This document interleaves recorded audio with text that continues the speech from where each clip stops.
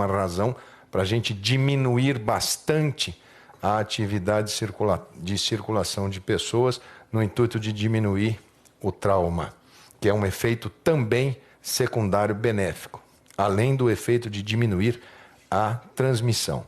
Mais uma razão para a gente ficar em casa parado até que a gente consiga colocar os equipamentos na mão dos profissionais que precisam. Porque se a gente sair andando todo mundo de uma vez, vai faltar para o rico, para o pobre, para o dono da empresa, para o dono do botequim, para o dono de todo mundo. O ministro Mandetta disse que vai se pautar por critérios técnicos e pela ciência. Nós precisamos ter racionalidade e não nos mover por impulso nesse momento. Nós vamos nos mover, como eu disse desde o princípio, vamos nos mover pela ciência e pela parte técnica, com planejamento. Pensando em todos os cenários, quando a gente fala de colapso, ou de sobrecarga, ou de sobreuso no sistema, a gente está falando disso. Não só de sobrecarga na saúde, mas, por exemplo, na logística. O ministro da Saúde enfatizou que o desafio do novo coronavírus é inédito no mundo e que a doença ataca a saúde, a economia e a sociedade como um todo e que, por esse motivo, exige toda a cautela. E aí eu volto a repetir. Muitas vezes aqueles têm muito... Hoje está cheio de professor de epidemiologia, está cheio de fazedores de conta, de cálculos. Prestem atenção. Esta epidemia é totalmente diferente da H1N1. Não há receita de bolo. Quem raciocinar pensando nesta aqui foi assim, vai errar feio. Essa não é assim. Essa causou não uma letalidade para o indivíduo. Não é esse o nosso problema. Nem daqueles que falam assim, essa doença vai matar só 5 mil, só 10 mil. Não é essa a conta.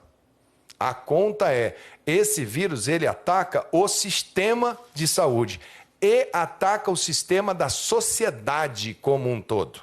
Ele ataca a logística, ele ataca a educação, ele ataca a economia, ele ataca uma série de estruturas no mundo.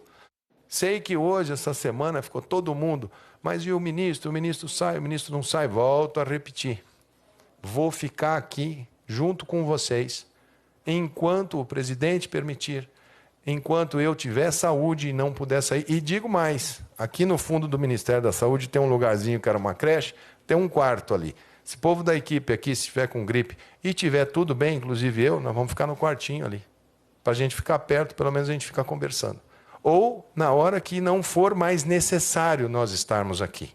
Na hora que falarmos, olha, cumprimos o nosso dever e está encerrado a nossa participação no Ministério. E vamos trabalhar essa equipe e vamos terminar com essa equipe.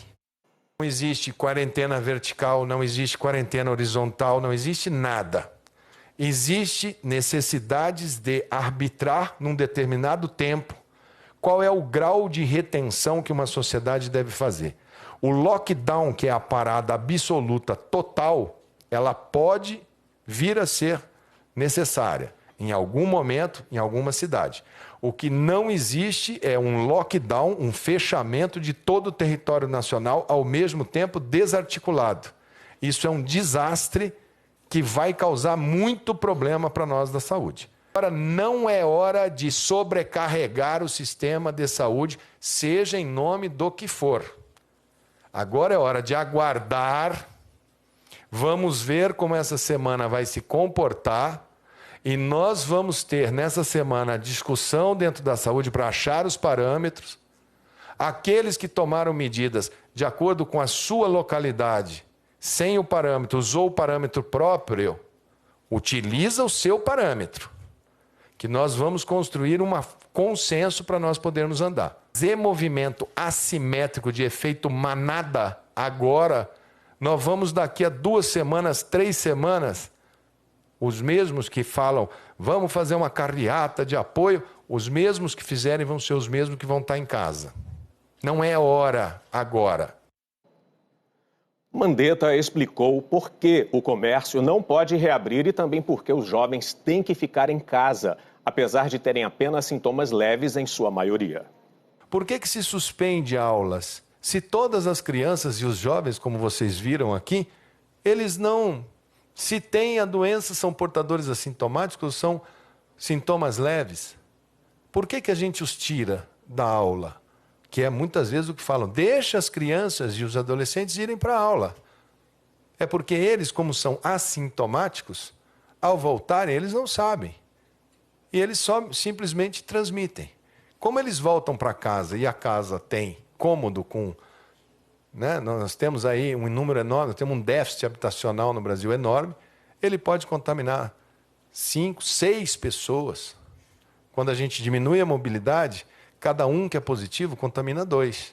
Quando a gente deixa todo mundo andando, cada um 6. E isso vai fazendo a progressão geométrica e faz essa curva super rápida. Se eu deixar a movimentação social contínua, eu não estou preparado ainda para na hora que chegar lá no Zé Pereira, a hora que chegar lá na periferia e a periferia do sistema sobrecarregar em bloco o sistema de saúde dele. Ele ainda está organizando o sistema dele de saúde. Em breve, ele precisa ter, bom, estou ok, estou organizado. Então toma, usa esses indicadores, porque colocou para fechar, agora não sabe como é que libera. Todo o comércio está falando, eu quero abrir, eu quero abrir, eu quero abrir. Calma, porque nós vamos ter que fazer isso, uma regrinha para vocês saberem. Ah, tá, então eu vou abrir assim, eu faço o teste do funcionário. O restaurante que tinha 100 mesas, agora vamos fazer com 50. Tem que marcar, não pode ter fila de espera, não pode ter buffet, ficar aquela banda de gente com um prato na mão, um atrás do outro. Então, algumas coisas que nós vamos ter que colocar para serem pontos de referência, para não falar que está tratando assim ou assado. E pouco antes do fim da entrevista, o ministro elogiou a preocupação do presidente Bolsonaro. Espero que a gente tenha tranquilizado todos vocês. Vamos trabalhar. Essa semana a gente encerra, começa amanhã, domingo, com um trabalho aqui no Ministério da Saúde e vamos ver se a gente consegue fazer um plano mínimo que compatibilize saúde e economia. Esse é o nosso trabalho de final de semana, junto com a equipe econômica. Como ir, como voltar, o que funciona, o que é essencial, o que pode rodar a economia. O presidente está certíssimo quando ele fala a crise econômica vai matar as pessoas não aguentarão a fome. Está certíssimo e nós somos 100% engajados em achar a solução junto com a equipe da economia. Eu acho que a gente tem uma fórmula já trabalhada, eu coloquei ela em discussão, nós estamos discutindo com os secretários, vamos aumentar, vamos melhorar e acho que precisa de um grande pacto em torno dela para que a gente possa sair do outro lado.